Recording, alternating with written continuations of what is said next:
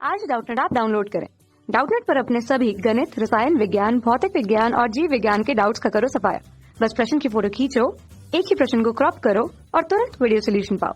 अभी डाउनलोड करें। प्रश्न दिया है, एक साइकिल की ट्यूब अचानक फट जाती है तथा ट्यूब में से वायु बाहर निकलती है। यह समतापी परिवर्तन है या रुद्धोष्म परिवर्तन है, हम लोग को बतलाना है। तो आइए हम लोग इस प्रश्न का यहाँ पे उत्तर देते हैं और इसको समझते हैं। तो इस तरह से हमारे पास साइकिल का ट्यूब होता है, ठीक है। साइकिल की ट्यूब में क्या होता है कि यहाँ पे वायु भरी हुई होती है, ठीक है, हवा भरी रहती है।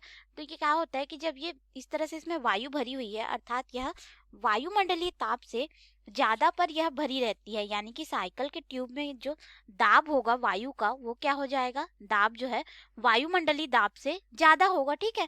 तो वायुमंडलीय दाब से यह अधिक दाब पर है और जैसे ही वाल्व खुल जाए या फिर ये मान लेते हैं कि यहाँ कहीं से ये फट गई, ठीक है, यहाँ कहीं से फट गई, तो फटने के पहले इस ट्यूब पर जो वायु भरी थी उसका आयतन V है मान लेते हैं। अब जब ये फटेगी तो हवा जो है इस तरह से प्रसारित होगी, वायु प्रसार होकर बाहर निकलेगी, तब आयतन को हम लोग मान लेते हैं कि V डैश हो जाता है। तो अब देखिए यहाँ पे हमें दो प्रक्रम का नाम दिया गया, एक तो समतापी परिवर्तन और एक रुद्धोष्म परिवर्तन, ठीक है।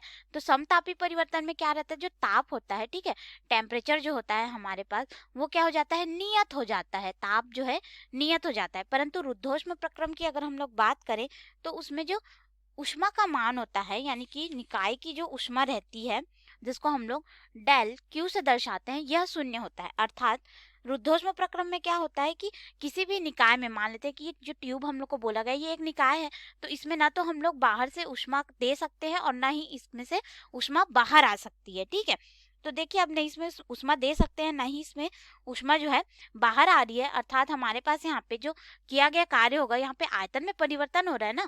पहले इसमें V आयतन में वायु भरी हुई थी वायुमंडलीय दाब से अधिक दाब पर, लेकिन जैसे ही ये फटी इसमें से क्या हुआ कि वायु जो है बाहर निकलने लगी, तो उसका आयतन में क्या हो रहा है, प्रसार हो रहा है, ठीक है। आयतन में प्रसार हो रहा है, अर्थात हमारे पास जो किया गया कार्य W बराबर ये क्या हो जाएगा, P इंटू DV हो जाएगा, ठीक है। आयतन में परिवर्तन हो रहा है और दाब जो है हमारे पास वही होएगा। क्यों? क्योंकि देखो पहले ये वायुमंडलीय दाब से अधिक में थी, अब ये वायुमंडलीय दाब पे जा रही है। लेकिन अगर हम लोग देखें तो इस बीच में ना तो हम लोग इस ट्यूब को गर्म किए या फिर ना तो हमने इसके गैस को ऊष्मा दी, ना ही इसके गैस से हमने ऊष्मा निकाली जिसके वजह से ये फटी, ठीक है। तो यहाँ पे क्या हो रहा है कि जो ऊष्मा का मान है वो क्या हो रहा है, नियत हो रहा है, ठीक है। यानी कि डेल क्यू का मान जो है परिवर्तित नहीं हो रहा है। यहाँ पे क्या हो रहा है, आयतन परिवर्तित हो रहा है, ठीक है। V डैश का मान जो है V से ज्यादा हो रहा है, फटने पे उसके गैस का क्या हो गया, प्रसार हो गया। तो इसीलिए ये जो दिया गया हमारा प्रश्न है, इसमें ट्यूब का फटना जो है क्या होगा, रुद्धोष्म प्रसार में आएगा। किसमें आएगा, रुद्धोष्म प्रक्रम या फिर रुद्धोष्म, ये प्रक्रम का एक हिस्सा है, ठीक है, जिसमें वायु के बाहर निकलने में आयतन का प्रसार हो रहा है, परंतु ऊष्मा के जो निकाय है, निकाय से बाहर या निकाय के अंदर हम लोग ऊष्मा को प्रवेश नहीं करा रहे हैं, यानी कि ऊष्मा विनिमय इसमें नहीं हो रहा है, ठीक है।